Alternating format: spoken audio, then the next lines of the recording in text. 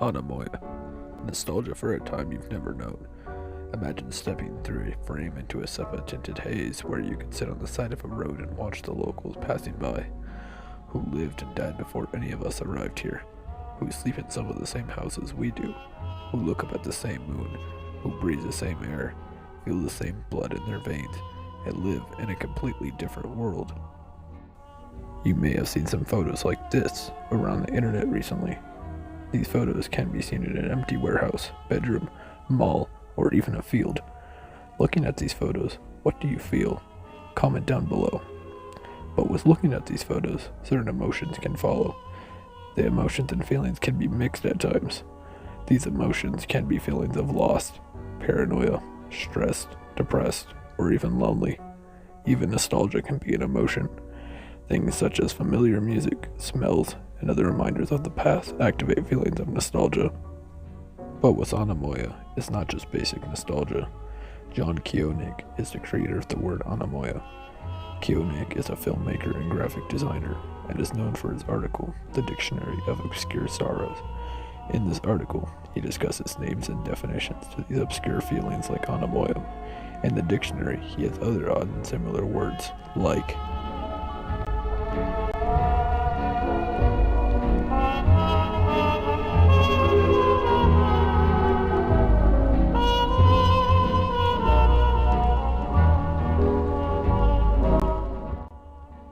Now, where does Anemoia occur, and where in time does it take place? Well, Anemoia can take place anywhere in time, even in the future. Majority of humans have a desire to explore places beyond our limit. The words Anemoia and physical despair perfectly capture these odd emotions, but how do they come to life? Writer Donald Maass emphasizes the importance of linking feelings to setting in order to bring them to life. If we as readers are already connecting feelings of impossible nostalgia to places, that we are actually participating in that process by adding our own feelings to the ones the writer chooses to emphasize.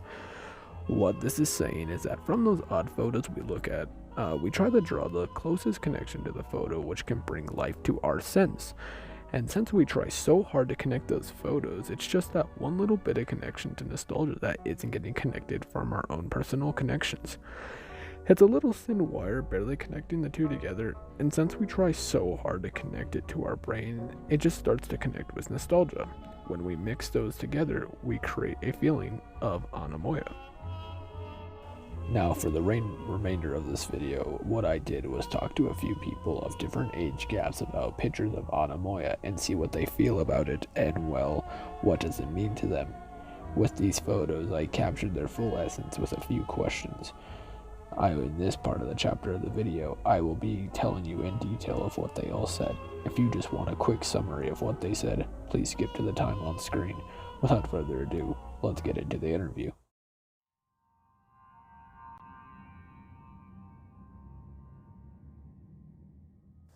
With these interviews, I showed them 4 images. I will show one image and tell everyone's response, and then go to the next image, and so on. Following with our first person. His name is Splatter. He is 16, and all the people I interviewed do not have derealization, bipolar, or hallucinations, or psychosis. With Splatter's first answer of the small, he said, "Ooh yeah, I've seen this type of image, especially in more recent times on YouTube, etc. The familiarity of it is very interesting, but the kind of frightening if you were to actually be in this type of location. The emptiness, the ambience, the horror-esque lighting is really interesting. Imagery, but pretty spooky." The next person is ThatOnePerson. He is 14 and I did an audio interview, but it got corrupted. But I have his answers remembered and saved and written. As he said, this image looked the most realistic compared to the other images, as you will see later. I will follow with the next person named Cabo. He is 11 years old. He said, "I was wondering what this building is supposed to be, and if people actually used to work here, and who built it." The next and last one is the 48-year-old. As they said, "No connection. This looks like a basic empty building." Splatter said, the 16-year-old said, "To the bedroom.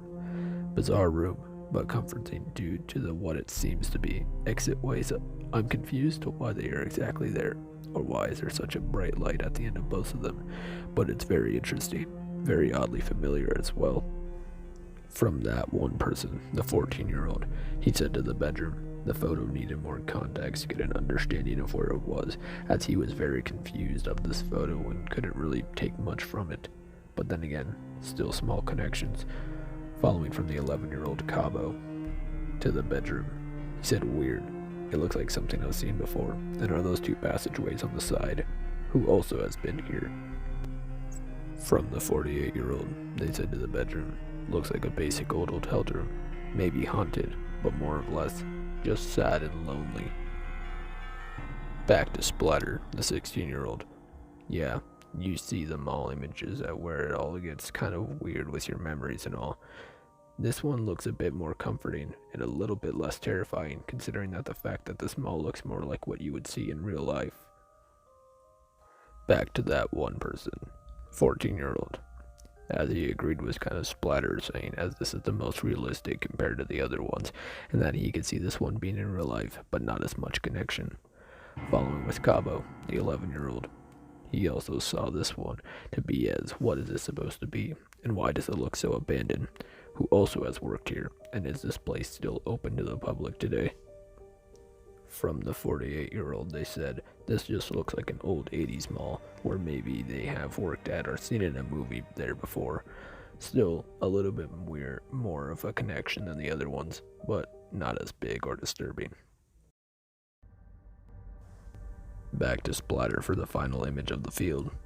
The 16-year-old said, to be honest, open plains like this is where it's only that and nothing else in the area always seemed like an unsettling concept to me. No idea why. The road in this one, however, would seem like it would be going somewhere, and that there would be something at the end of it, what makes it not as unsettling. I think the reason why I have sort of a feeling for this is, however, the numerous amount of dreams I've had in the past with these locations, and they're pretty weird, I'd say the least.